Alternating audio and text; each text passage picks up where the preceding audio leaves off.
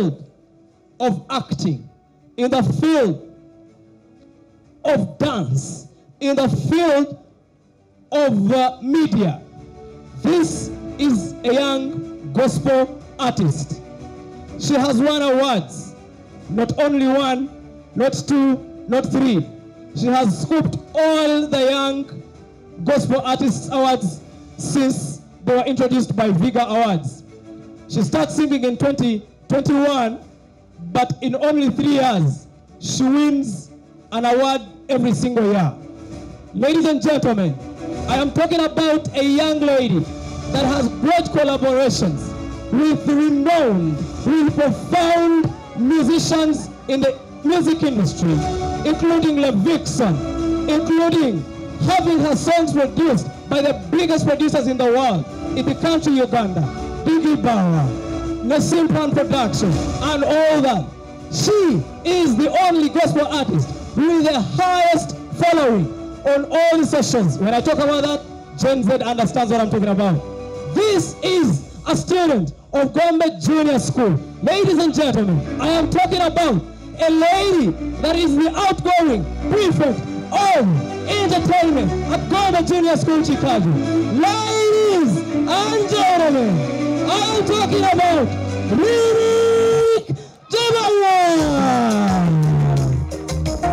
Okay, so olunaku olwaleero finally kyetwayagaliza embazzi kibuyaga asudde kino ekintu nze nkyogerako enfunda eziwera amasomero ag'enjawulo agayina abaana nga bayina ettutumu. Amasomero ago mugezeeko nnyo okulaba nga abaana abo mubaako n'ebintu eby'enjawulo bye mubawa kubanga oba oli awo bamaketinga essomero. Olunaku olwaleero ndi ne Rinic Jemaima, muyimbi wa gospel bwe guba gwe muligo ogusoose omulaba ate ng'era mwana muto alina eddoboozi ddungi nnyo. Nze murayizingira ku channel eno abazze batulaba okuva eri gye twatandikira okulaba nga tuli wano olunaku olwaleero. Bamusayiniza olunaku olwaleero ye brand ambassador wa Gombe Junior Schools, si bwe kiri? So sooka otubuulire, sooka obuuze ku bantu, weebaze Mukama. Tutandikira awo bingi nnyo bye tulina okwogerako olunaku olwaleero Rinic. Balamusizaako mwenna abatulaba mwebale kulaba eno channel. Abatamanya amanya gange nze Rinic Jemaima Turabo, ndi muyimbi wa gospel, nkuba gita ate era ndi muzinyi. Nebaza Mukama nti olunaku lwaleero nsayinize nga kati nze brand ambassador wa Gombe Junior Schools. Era ekitiibwa kiddiza Mukama era nebaza GES services bebale kunjagala era kuchuzinga nze nga brand ambassador. Kiwulirika kitya okuba nga gwe brand ambassador? Era Rinic brand ambassador akola mulimu ki? Nze mpulira essanyu lingi nnyo nnyo nnyo nnyo nnyo nnyo era ekitiibwa nkiddiza Mukama. Era nze byemanyi brand ambassador alina otunda essomero. Brand ambassador alina osikiriza abaana abalala okujja ku ssomero. Brand ambassador bulijjo agenda alina okwogera ku ssomero. Kuba brand ambassador alinga representative. So kati ogenda kiikirira oti ogenda kukozesa bukodyo ki bw'osuubira nti oba oli awo abaana abalala n'abo abakulaba banaatwegattako wano ku Gombe? Nze bulijjo ngenda nina okwogera ku Gombe. Wentuukayo nensukanya neyanjula era Gombe tebulako. Okay. Gana amawulire gakutuuseeko ddi? Gana amawulire gantuuseeko ku Mande naye nga baali babyogera naye nga simanyi nti yenze. Naye kati nabitegedde ku Mande nti it is truly me. N'osanyuka nnyo? Nasanyuse nnyo nnyo nnyo. Omaze ku Gombe ebbanga ki? Najja wano mu P3 kati ntiko 5 osomeddewo? Sigira omuzadde atulaba eyo wano Gombe muli mutya mumusoma mutya mulya mutya embeera. Sooka osigira omuzadde atulaba eyo atanayita mwana we wano ku Gombe. Waliwo embooko? Sina embooko oba kuba wezisaanidde naye wano ku Gombe. Gombe is one of the best schools I've ever seen. Long as I regard Gombe as the best school. First of all, tulya bulungi batulabirira bulungi. batusomesa bulungi tulina clubs ennungi tulina baticha abalungi kugamba everything is perfect. When it comes to grooming talents kiri kitya wano ku Gombe?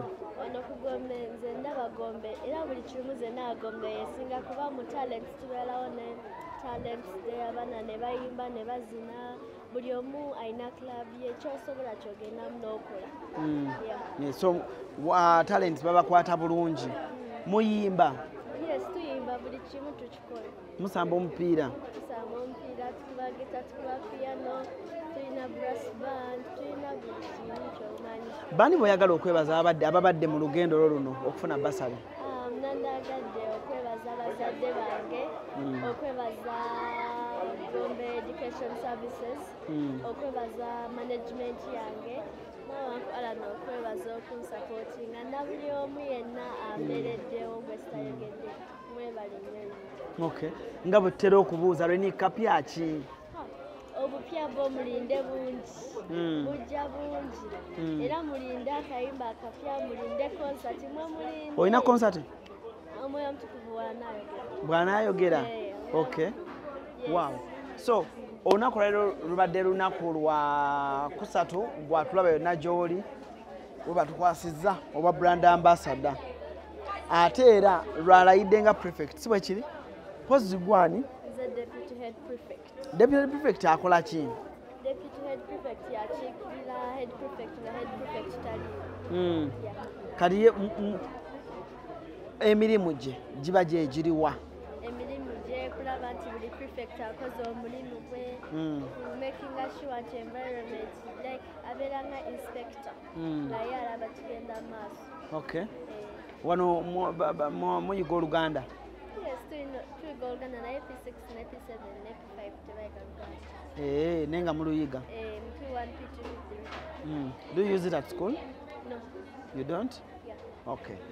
Kale, sibula abantu tuve wano Rinic. Webaza abantu sibula abantu tuve wano.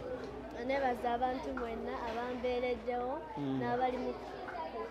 n'abali mu kutulaba mwebale nnyo kunjagala nakwagala Uncle Allan mwebale kunsupportinga kumbeererawo mu buli kimu mukama abampere kye musinga okwagala. Amiina. CRUZ exclusive gwe mukadde kano nja kunoonyaako director w'essomero lino ow'ekitiibwa Kiwalabye tulabe nga oba ensonga zino tusobola otulamu era wansi tubanga oba oli awo batubulira ensonga lwaki mu baana bonna oba oli awo bamulonze era abazadde ab'enjawulo balina kuyita mu misoso ki okulaba nga oba oli awo n'abaana bawe baweebwa ku bukulu nga buno brand ambassador ekintu kiba nga ate kitambulira ddala maidadi sana. CRUZ exclusive kokyali tovaawo. Kale mwebale nnyo mwebalire ddala akaseera ako kabadde kawanvu kubanga buli omu abadde mbadde mbasuubizza nga mbagambye amaaso mugogeke noonye ow'ekitiibwa Kiwalabye mulina bulungi nnyo taata wange ndi musanyufu okufuna tobadde mwangu wakufuna kubanga emikolo gibadde gituwuuba naye nga sooka obuze kuba tulaba n'oluvannyuma tandikira awo. Mbalamusiza abatulaba mwebale kugoberera puroguramu eno. Amiina. Rinic buuza kuba tulaba. Mbalamusiza mwenna abatulaba mwebale kubeerako. Okay. Kale tulina ow'ekitiibwa Kiwalabye nga ye director wa Gombe Junior Schools neri ku St Andrew Kagwa Gombe High School era mwabalabye Travis Mutyabo wa Ugandacelebrity ng'akuba goolo. Omwana oyo waffe wa wano ku St Andrew Kagwa baana basomedde wano baana babadde raised kuva ku mirandira gyaffe wano balina ensigo yaffe yennyini twagala osooka okwebaza okubanga ate amasomero gaffe gano galina kigagatta ku ggwanga. Abazadde abatakimanyi nti St Andrew Kagwa oba amasomero gaffe gano Gombe amasomero gaffe ebitone tubitwala ng'ekyomuwendo Kituufu. era ekyo otadde ettaffaali ddene ku ggwanga lyaffe. Tugende ku mulamwa gwaffe ogw'olunaku olwaleero. Twalabye edda omukolo nga gugenda mu maaso nga Rinic Jemaima omuyimbi wa gospel sofa mu baana abato abayimba gospel ssaawa zino yaliko ng'enjogera alinaku zino bwegamba. Mwebale nnyo mwavudde ku ki okubanga ate mu baana bonna oba oli awo y'omu ku ba brand ambassador b'essomero lino? Ekisooka akabonero akalaga okusiima awo mulimu ogukolebwa this younger daughter of ours nti amuwala ayagala kyakola ayagala okuyimba ate n'aba n'okuyimba okunyuma okulaba nti okuyimba takuteekamu malala nakyejo nze wansanyusizaawo awo eriyo abayimbi abayimba abakyali bato ne bayigiriza okuyingiza amalala mu kuyimba kwabwe era bamala ne basaanawo nekyo tumwagalwa ekyo ekyokubiri ndi musajja musomi wa nnyimba zayimba za gospel kino kyo kinkwatako ekyokusatu ffe ng'amasomero gaffe bwe tulaba ebitone tubikwatako era nitubyongera okubitumbula ye ayina erinnya erirye naye n'amasomero agaffe naffe gayina erinnya eryaffe n'olwekyo abantu abali mu mutendero ogumu kiba kirungi nnyo okukwatagana kubanga alina kyatwongerako naffe tulina kyetumwongerako ofcourse tusobola kwerabira kubeera nitumusomesa kubanga abamukola ku music balala naye naffe tulina kyetwongerako mu byokusoma n'empisa kubanga omwana ebiseera ebisinga bimala ku ssomero kati bwe twomwongerako ekyo tulowooza nti tuli mu kiseera kituufu tulina omuntu mutuufu gwe tukutteko okulaba gyayongera okugenda waggulu ffenna tugenda waggulu essomero gyegakuma ogenda waggulu naye ayongera ogenda waggulu ate kyongera okumuggulyawo enzigi kubanga tukyayogera ku music akyali mu kifo ekitono newakuba tumulaba nga ali mu kifo ekinene naye akyawuzaayo okutuuka mu bufo nga wonna w'omusuula tomunoonya kati ffenna lyekkubo lyetulimu eryo nti abeere nti tumukebera ogenda okumulaba nga tokyasobola na kumunoonya kano ekyo naffe tujja kuba basanyufu okutambula naye olugendo olwo. Rinic, director mu maaso wano yasuulako omukono n'ogusembayo bw'agamba nti balindeko nga balinda naye yasuddeko omukono n'agamba brand ambassador owaayo omanye ekigambo brand ambassador kyekitegeeza era brand ambassador akola ki tuswaze nga director alaba brand ambassador representing essomero kati nganze ndi ready buli yonna gye ngenda to talk about my school because I love my school. Essomero lyagala nnyo sooka obulira omuzadde atulabe ali awo nga tulina director omwana we biki byasubwa bw'aba tali wano nga tasomera wano asubwa emmere ennungi gye tulya wano clubs ennungi ze tulina mwina clubs yes tulina batica abalungi abatusomesa obulungi buli omu wano wotuuka wano akwagaza our school kati mu clubs mukola ki clubs tulina clubs za njawulo tulina piano club guitar club tulina football tulina buli club gyonna ekitegeeza gwe wano tojjula nze wano ali nzijjawo simanyi kyalimpa wangi simanyi kyalimpa ne mami omugamba bato bonna bonna bajja wano yes bonna era balina kujja wano yes webaze director webale nnyo director for giving me this opportunity to be the brand ambassador. Thank you. Wow. Obadde wano bbanga ki? Mbadde wano okuva mu P3 paka P6 kati. Njawulo ki eriwo gye wava ne wano? Eri kale twali tetulya bulungi nnyo tetulina clubs nga kale buli kimu kusoma but here we have sometimes netubeerawo ne party clubs Director wamugambye nti ekifo bakikuwadde ekya deputy head prefect. Yes, deputy head prefect. Kanyonyola director ya deputy head prefect akola ki? Deputy head prefect abeerawo nga head prefect taliwo. Director nga tumaliriza kuba akadde olina katono ddala eri omuzadde atulaba banaye ene ojja kwogera ku St Andrew n'Egombe kuba byonna ojja kunyamba obintemere ebisale muyimiridde muti omuzadde essaawa zino yandyagadde ekisooka tuli mu second term muyingiza temuyingiza ekirala ebisale biri bitya biri affordable eri omuzadde waffe omuntu wa wansi awebale nnyo twaguddewo okuyingiza abaana abanaasomera wano omwaka ogujja twaguddewo nga lumu kutandika okufuna abaana aba mwaka 2025 tusobola okumanya betunaafuna tusobole okubateekateekera ebisale buli ssomero lirina ebisale byalyo bw'ogenda ku Scooby-Doo balina balina abali mu international school abo sente zaabwe endala n'abali kusoma ku national curriculum nabo sente endala bw'ojja ku junior era nabo day school sente zaabwe endala kati kamu emitwalo 2 ndowooza ate ku boarding school kale akadde kamu mu emitwalo 8 no ku high school ekawaala kali sinzira senior tulina O level ne A level aba O level bali ku 1.5 au A level bali ku 1.6 bujuuko ate yo liri wale ku Mityana road abate twaliteeka mu setting y'abantu kusinga ba bulijjo era eyo nayo fees mitwalo 5 wadde wa boarding mitwalo 9 ya tulina Jime Sekasi abo basoma courses ez'emikono abo nabo fees abo za njawulo n'olwekyo naye ekisinga obukulu si sente muntu zaawa n'ekisinga obukulu ebyo byafuna mu ezo kubanga nga Jemaima bwayogedde ebyo byonna tubibawa nate eriyo amasomero agatabibawa naye gatusinga okusasuza abaana sente so n'olwekyo fugwaffe tugamba nti tulina okubaako n'ekitoyongera ku mwana bw'okubakolako n'ebitambula bulungi ne sente zijja kujja oluusi abantu tukulembeza sente emirimu gyaffe naye bw'okola omulimu omulungi kano omwana omulabu ntanaba kufuna sente n'omulimu gwe gye gunaagenda okukoma okubeera omulungi sente zijja musanga nga tumaliriza onjagala osooka okwebaza director abatakimanyi abazadde wano ku St Andrew ne Gombe Junior tulitera okulaba mukola trips abaana bagendako mu nsi ez'enjawulo bagendako mu America era kati tulina tiimu egenda e Bungereza okwera mwezi ogujja okukiikirira Uganda mu debate y'ensi yonna bagenda kuva Kawaala bava wano bagenda abekawala tulina group endala omwezi ogujja bagenda mu UN conference y'abaana e India so n'olwekyo group wezire zibazitambula buli kaseera so nati omwana wa manyinze wano ekyanjagazaawo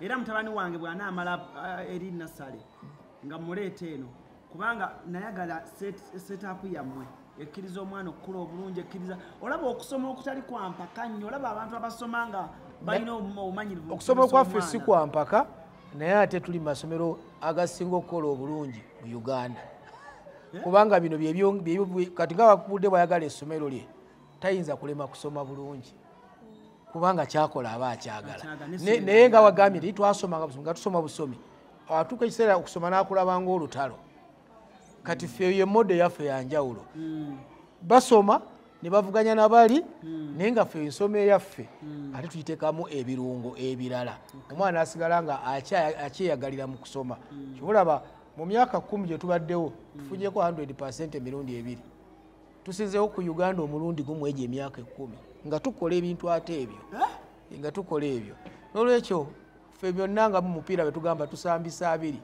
buli ludda kw'otusanga kwe tukubira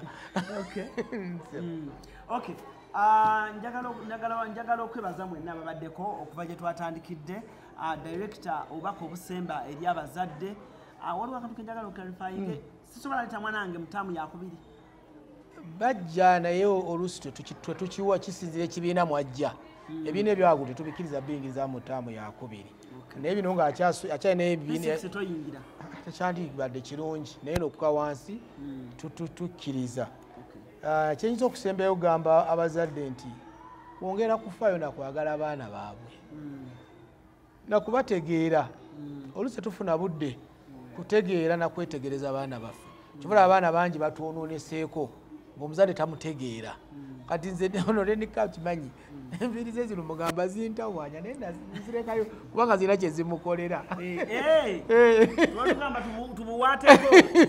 akimanyi namugamba ku byensiragala ku mutwe gwe zenviiri naye ate enviiri zate ebrandi yemutunda kati nze nyina ekyo kitegeera kubanga naye oba oliawo alina bazisiba kati zigenze kakati naye ate ye brandi ye kakati enviiri zino nze ng'essomero tezirina kyezinkola kyesobola kukkiriza ate balala zikola kuba bali tebalina kye batunda ono azitera kubanga alina kyatunda kyosobola kumuttira katale olwekyo kyatunda kubanga enviiri tezimuganyira kufuuka deputed prefect. Amiina. Kale tweyanzenge Rinic bamuwadde basale ye brand ambassador oba bukomadde ngakyalina amaanyi ge gonna buli omuntu okutuusa nga atuuse gy'alaga ffenna tukyatambula naye. Okirabye no Rinic ekitone kye gikutuusizza tosuula microphone wansi lodi gisuula bw'olimanya. Kale CRUZ exclusive tweyanza nnyo tweyanzenge mwebale nnyo mwebayire ddala mwenna ababadde okuva gye twatandikira okutuuka obudde buno nga tumaliriza. Lekita weebale nnyo. Ono muwala wange nze namuzuula namulabako ku TikTok mu 2022 ng'azannyo akayimba nga nno omwana kamunoonyeeko so kinsanyusizza nnyo okubaawo nga bino bituukawo atambula bulungi ate nga taata wange nange sinza kwerabira kwebaza bazadde be la maama batambudde n'omwana ono kubanga akyo sisobola kukyerabira kubanga wonna byonna byayitamu abazadde bakoze kyamaanyi kisobola kukyerabira ekyo kubanga buli kimu kumpi kivudde kiva waka. Kale nsagala kusukako wano olunaku lwalefu naawe musebe bulungi mwerafu. Which are under Gombe Education Service. I've given you the history of these institutions when we are having a meeting in our boardroom. And all the information about our 10 years is in a publication which will be passed on to you. And the little time also you have spent here, some of our practices, how we do things, you have seen it. At Scooby-Doo we have a motto. How do they do it? That's their motto, the young ones there. And here we have a motto, Sosolyebu Atafa. A motto I came up with when I was in senior 2, in so many years back. It was my guiding motto. I was in a remote school there in Rakai, and I said I should make it. And I wrote it on my wall there, Sosolyebu Atafa. So when I found a school, I thought it was a good motto to keep pushing forward. And also at St. Andrew they have light the lamp of wisdom, which is also from our Holy Bible. So we thank you so much. We are always with these young ones. They are my friends. On Sundays, I'm with the 7 o'clock team in our church there, such that I can go early in the 7 o'clock. But we are always with them. And the Catholics also go down there at Kasenge, Muslims on Friday, Adventists on Saturday. All of them are taken their various churches because the parents are not here to keep them in their faith, and that's the role we play. So it's so group one. Prefect faith. They go to those various churches. And those representatives also come here.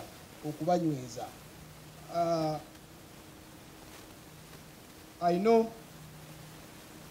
it has been a long day. Honorable, thank you so much. Honorable, you is a very tight person.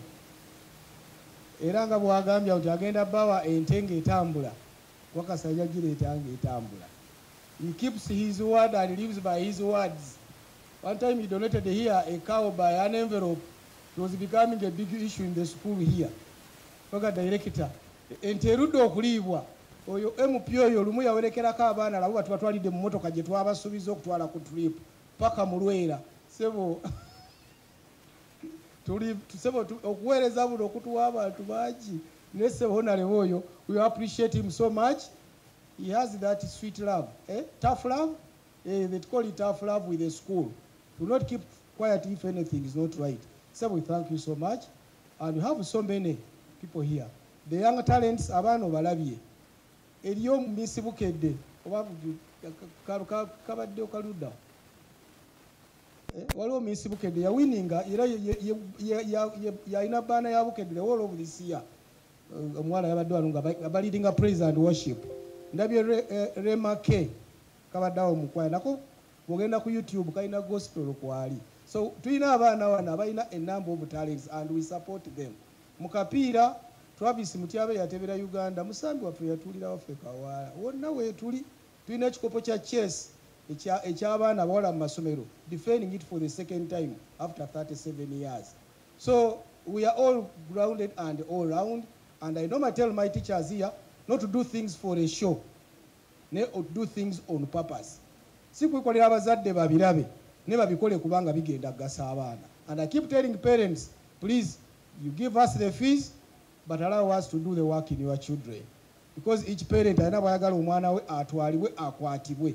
When they enter here, they are all children, including mine. They are on all our schools. So, bababera yeri, bababera bakola byonna, even mine are the same. So we appreciate and we thank them very much. Bazadde, thank you for coming. Thank you for being here. Mwekubire ku mungalo. Klafu ya mufubye si byangu. Ate bataata abaliwo mwekubire nnyo. Kubanga olulyo lw'abasajja lutandise okusaanawo. As they talked about mentoring the boy child, sebo ne ba head prefect balayizaano bonna era babadde bawala. So kikulaga nti if we are not careful, we may have a generation of well brought up girls and women, but abandoned men. But whether they have been brought up poorly or what, the men always lead the homes. And that's a danger to the women who have been brought up well. So that's why we are saying as a school, we need to focus on the boys as well. Because at the end of the day, omukyala ne bw'asoma n'afuna PhD, era ajja agendako mu ffumbiro. Mukadde waffe omulabirizi atutegeeza wano, omukyala professor, ate vice chancellor, ne bw'ogenda w'ofiisi y'omulabirizi, awo n'atali professor ewawo bishop, ate ebiragiro biva eno ne bidda mu ffumbiro. Kye kitegeeza amaanyi g'omusajja mu maka. I'd like to thank you so much. I'd like to end there. Please keep supporting us. Keep entrusting us with your young ones. And where we go wrong, please correct us and advise us in a good way. We have a problem of the road there. It is a problem, but they have started working on it from Nakauka, that side. It is a challenge here, and water. And these are things we are struggling with. Naye tufuba.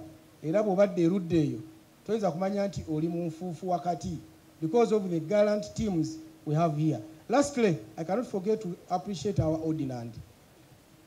Ordinand avuddeko, nsaba mukubireko mu ngalo. For two reasons. First, he's always with the learners here. But two, when we are doing the confirmation, oba kuno kuloopa, naye kankyogere. Abaana ab'Ekawala High School bali kumba bulala. Twasaba omuweereza waayo atuyamba asomese abaana abo. Confirmation. Mukadde waffe ne kimuzitoowerera. Era Ordinand ono abadde ava eno n'agenda Ekawala okusomesa abaana abali mu kitundu ekirala. Nnyo okulaba oli kuluutinga abantu mu ggye lya Kristo, ate ggwe n'oyimirira kajji n'ogamba nti obudde tobulina. Saakitegeera. Ate mulova nga n'essomero lyagamba tagenda amanya nannyini waalyo. Naye ebyo oluusi tusirikira eyo tubaka tukireke. Naye njagadde okumwebaza because he could do here n'akola n'eri, kati ne tusembyayo mukoddomi wange ono nti kakati ewakwadde era naye ali musumba buno bali baba bamuleeteranga eno nga nabo bakolamu ki omulimu. Tweyanza nnyo, tweyanzeege. Kibadde unique that you have heard from two parishes, but one, because they are abaana bakula, we had to offer them that service. Sebo n'okyo tukwebaza owaawo okoze mu busumba bw'emugongo naye sebo osizaako emikono n'ab'omu busumba bw'eri abakuŋŋaanidde emugongo. Tweyanza nnyo, tweyanzeege. Twebaza omulundi gwo ogusoose okujja wano ate ng'oli mulabirizi mujja. Ffe tusuubizanga bulijjo nze n'ennyumba yange wamu ne be tukola nabo okuweereza Mukama, era tujja genda kukola byonna bye tusobola. Ebintu biri sibibuuza nga mbigwereza. Kabaka wange ne Katonda wange obudde bwannema okubula mbufuna, era ne bwontwalira kasitweca mpeereza, kubanga tuli kye tuli olwoyo atuwa amaanyi. Mbagaliza ekiseera ekirungi, Mukama abeere nammwe.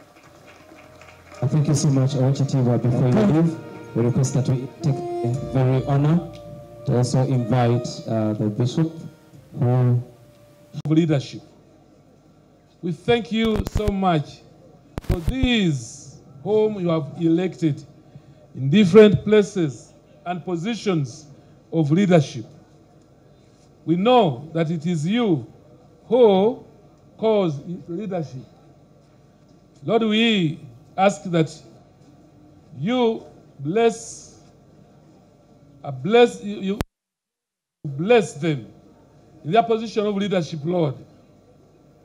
For the community, I've entrusted them and I've been with them. They need your guidance, Lord. They need you at work. Lord, be with them. We have heard words of wisdom from Honorable Itungo. Lord, we pray that you who started leadership, you move with them, you appoint your Holy Spirit and anoint each one of these, your son, your daughters. Lord, I pray that they walk with you. I pray that they will lead this school to greater heights, Lord.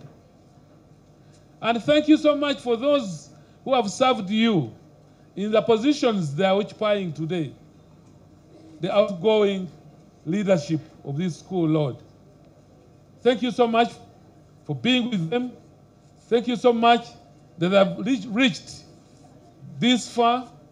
Thank you so much that you have enabled them to serve you faithfully and successfully. Now, after they have handed over their leadership to this new leadership, Lord, I pray that they will also excel in their positions, that they bring this school together and will have peaceful services according to their position. We are praying together. Confirm, O Lord, your servant with your Spirit. Confirm, O Lord, your servant with your Spirit. Empower them for your service and sustain them all the days of their lives.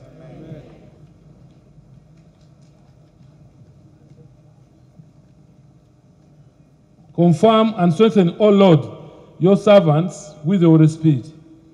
Confirm and strengthen, O Lord, your servants with your Spirit. Empower them for your service and sustain them all the days of their lives. Confirm and strengthen, O Lord, your servants with your Spirit. Empower them for your service and sustain them all the days of their lives. Confirm and sustain, O Lord, your servant with your Spirit. Empower them for your service and sustain them all the days of their lives. Confirm and sustain, O Lord, your servants with your Spirit. Empower them for your service and sustain them all the days of their lives. Confirm and sustain, O Lord, your servants with your Spirit. Empower them for your service and sustain them all the days of their lives. Confirm and sustain, O Lord, your servant with your Spirit. Empower him for your service and sustain him all the days of his life.